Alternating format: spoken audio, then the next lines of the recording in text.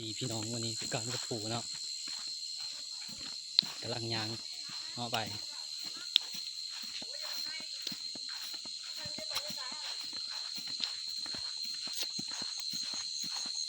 ไปกับจะพายออสที่เก่ามันเนาะพี่น้อง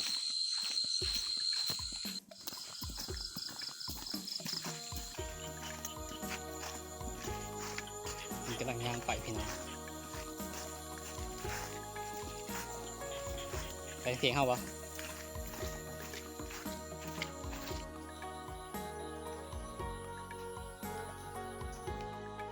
บุท่านครับคุดเอาได้ปะ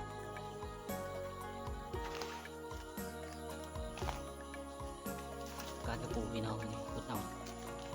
เล่นเขาบุท่านครับเลิกบุบมันอยู่นะเลิกกับปูนายเนาะตัวนี้นังคุดนะพี่น้องแลนโอ้โหแลนลูกบูพี่น้องท่านซัง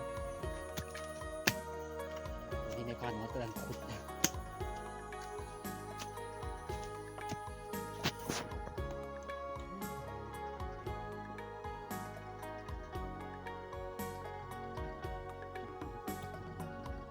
จอกโต๊ะไปนะ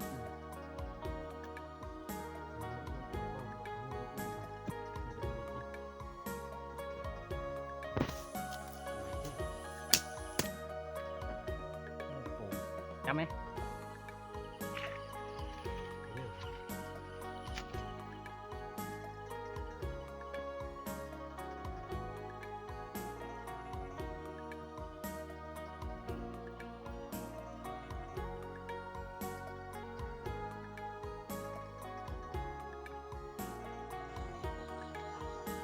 การเดินนี้นะพี่น้อง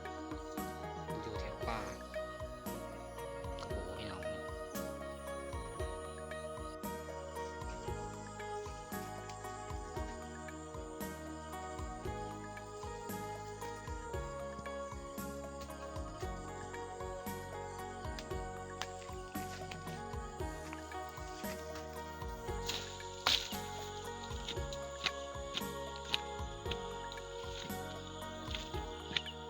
ซับเลยมีจังอ่ะ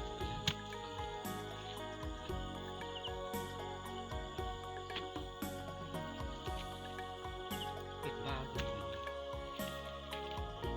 โอ้นายโกมีได้เพิ่ง เดี๋ยวปลาดอทตัวนี้ยังหายคลองเลยพี่น้อง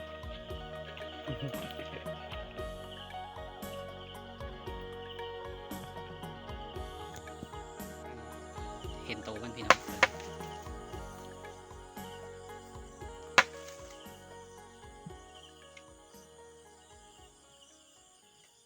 มาเลย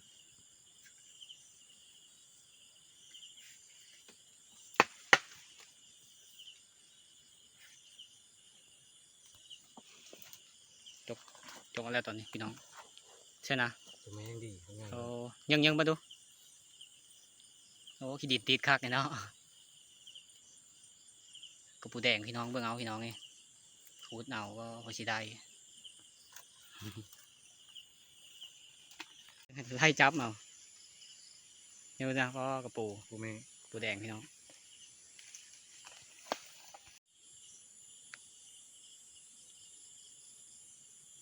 ซับเลยนะ หลังแตะเลยไหมจ๊ะ กูไม่ยักษ์นะ ใช่นะ กูไม่ปักง่ายเลยนะที่ได้เด้แต่ตัวนี้ ถ้ามันตายแล้วมัน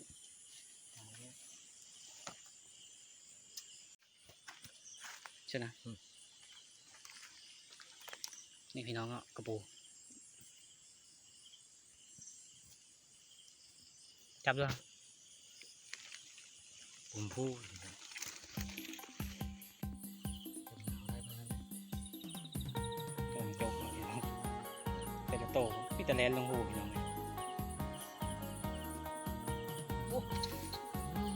เป็นเรื่อง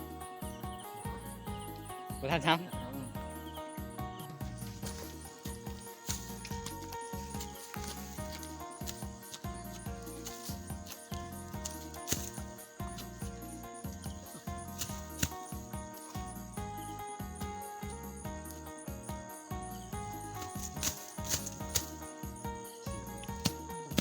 โอ้ดินเหนียวเนาะดินกระเหนียวพี่น้องเลยดินปลาไผ่ซึ่งเฮาวันนี้เฮามาการอยู่ปลาไผ่อยู่เนาะ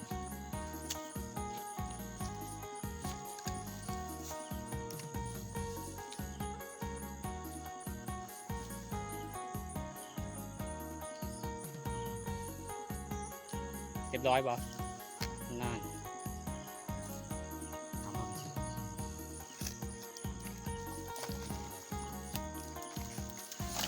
จะโตแล้วนะเบิ่งดู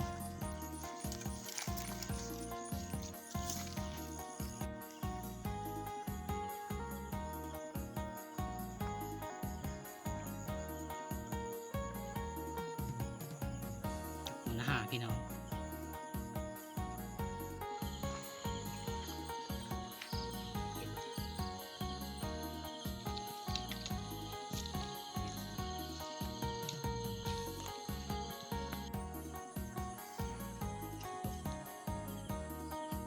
เชื่อใส่พี่น้อง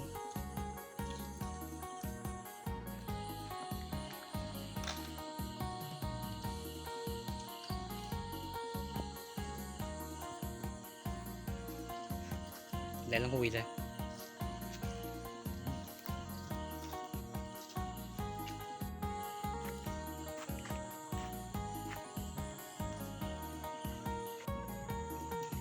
โอ้ยหูเนาะ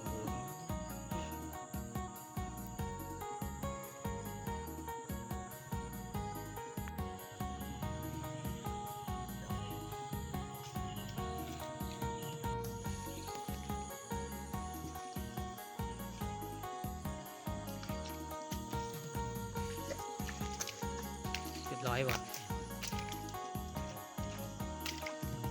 เจอยังมึงดู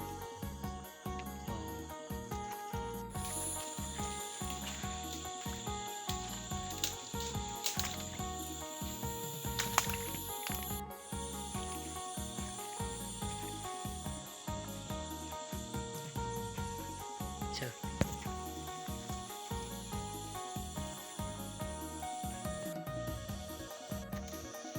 ได้ปะตัวเยอะปะนะ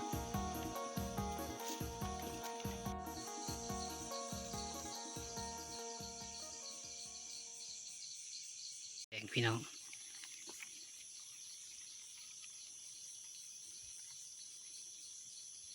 นี่เฮามาการเนาะก็ได้สำนีพี่น้องบ่หลายไปเลย เสร็จเสร็จ คลิปนี้ก็จบสำนี้เนาะพี่น้องเนาะไม่มีอย่างไรเนาะมาการกับปูแดงมานี่